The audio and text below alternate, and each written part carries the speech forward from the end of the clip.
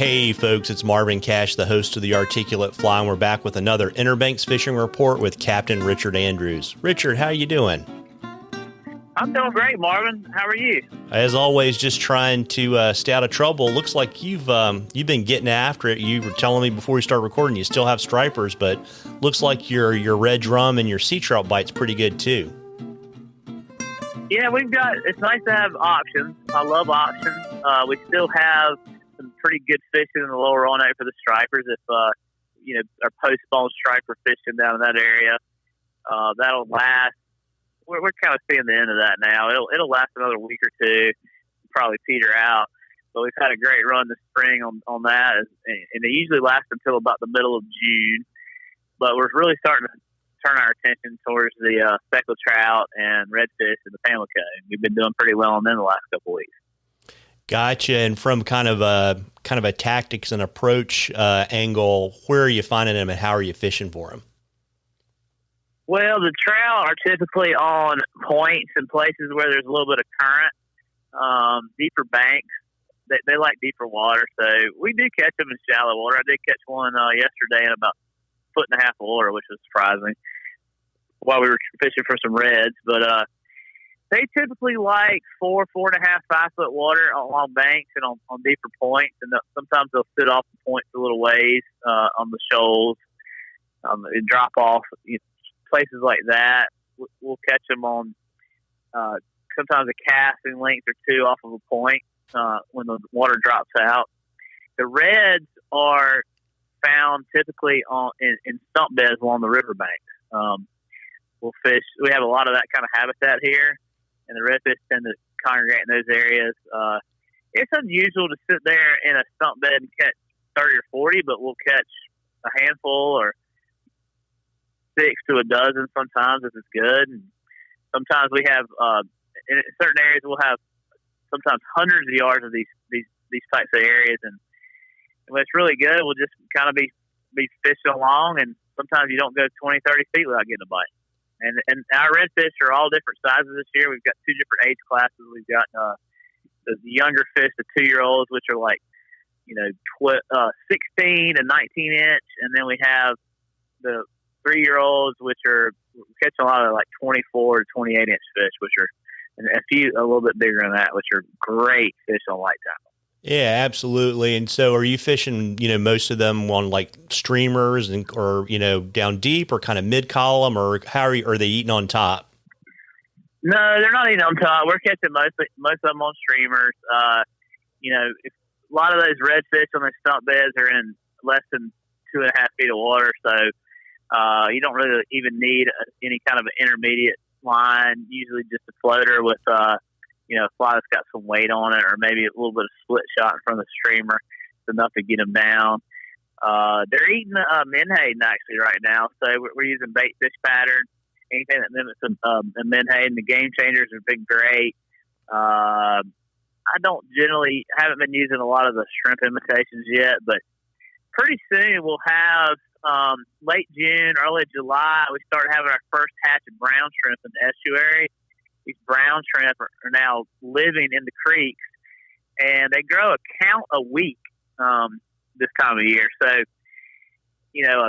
guess a 30 to 35 count shrimp one week. The following week will be a 25 to 30 count. So by the time we get to the about the 4th of July, it kind of marks the beginning of our shrimp season here. Early July, you'll start to have some brown shrimp that are marketable size. They'll start catching them. The shrimpers will, and they can actually sell them, and they'll be big enough to eat. And then from there, they just continue to grow. So, but what will happen is these shrimp are living in little grass beds up in the creeks and tributaries, and they'll start migrating. They'll grow, and they'll start migrating out of the creeks, and they'll move out into the creeks and out of the creeks and out to the river shoreline. And when that happens, it's crazy amount of action out there. The fish just go nuts. When you can find the birds and the shrimp, birds working on top of the shrimp and shrimp flying out of the water, you'll find reds and trout and stripers all mixed together eating shrimp.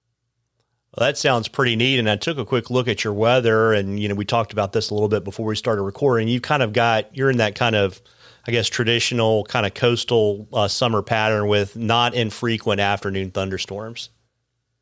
Well, we had a dry spring and kind of a droughty spring, which is unusual.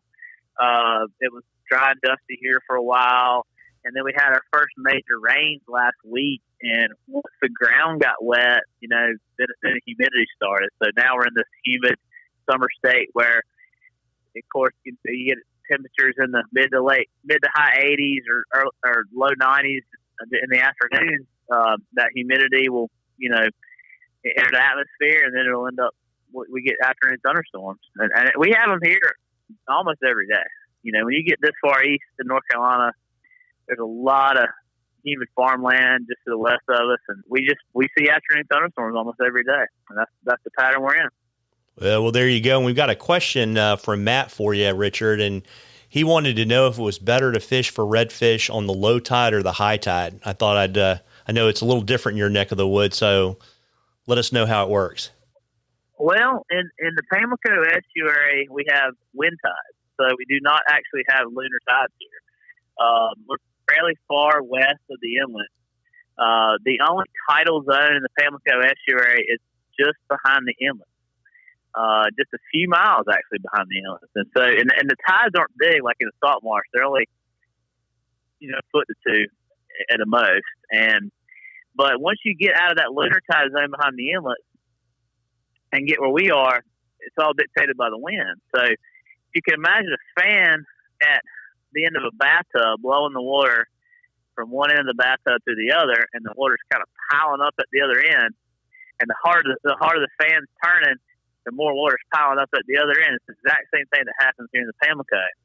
So easterly winds blow the Pamlico sound water up into the rivers. And so we have, on easterly winds, we have high water on this side of the sound. And on westerly winds, we have low water. So, and it depends on how hard it blows. If we have a severe blow, it can fluctuate quite a bit. I mean, it can fluctuate 3 or 4 feet. I've seen it on extreme winds during storms where the water's been blown out of the river up near Washington, which is the headwaters of our estuary. And also we get, flooded conditions where the water will come up in people's yards and that sort of thing on really, really hard easterly winds. So that's how wind tides work in a wind tidal system where we are. Got it. And so is it better, since you can't really predict it, is it one of those things where you want to kind of fish it when it's pushing the water into the shore? And then if if the wind turns off, to go out and kind of fish the fall? Or how do you kind of use that to inform your fishing? Well, it related to our fishing, the water levels make a huge difference. Low water is tough. When the water falls out, the fish are not on the bank. So I was talking about fishing stump beds along the banks of the river earlier. Well, when the water's up and these stump beds have a lot of water on them, you might have 2.5 to 3 feet of water versus 1.5 feet. And during high water conditions, the banks fish great. The fish go to the banks. They're up on the banks. The bait moves to the bank. When the water falls out a foot or two, the fish are not up there in those areas. First of all, it's hard to get to those places. You might be up there just dragging the bottom and your boat's hitting the bottom. It's just hard to get in some places that are shallow. The fish will actually draw off the banks in those cases, and they're a whole lot harder to locate. They actually might be out there on what we call kind of the first break, where our system is kind of a tabletop situation where you might have this 2-foot flat that goes out 100 yards off the bank and it drops down to 4. Then you have a 4-foot flat that kind of goes out another 100 yards and then drops down to 6, and that sort of thing. So these fish will leave the bank structure and they will retreat off the bank to the slightly deeper water. And here that means they're in open water. You can kind of fish those breaks and ledges, but you're kind of just out there casting in open water, just hoping for the best. When there's a lot of bait on those ledges, you might be fishing 100 yards off the bank, just casting in open water. But all you can do is just cast on the ledge, or on the break, or just cast the bait schools.